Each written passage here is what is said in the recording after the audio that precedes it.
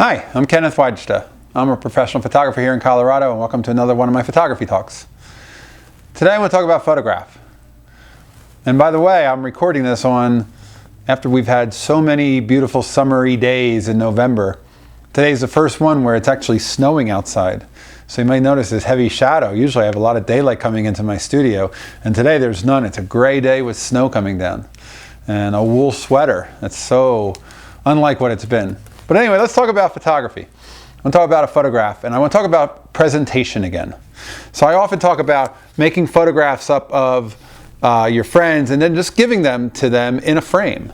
So this is a frame I picked up for $1 somewhere, and a friend of mine was singing in a chorale right here in town, and we went to see her, and I brought an M5 Leica, and I shot a few frames of her singing, and I'll put a link to that in the comments. But what is also kind of a fun thing that I think I do is, besides that photo, when I give this to them, this photo is in this frame, but someday they'll open up the frame and they'll see there's another photo in it of her husband watching her sing.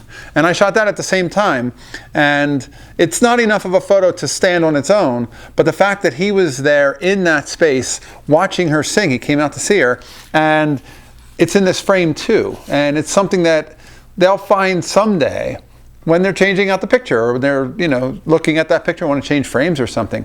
And it's a little surprise in weight. And it's something that I've done with other people in the past too.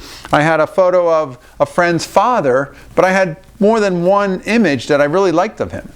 So I put 2 or 3, I think it was 3, inside that frame, and I gave it to him, and I said, someday if you ever get tired of that photo, open it up and switch it out. And that's when he found out that there were more than one photo in that frame.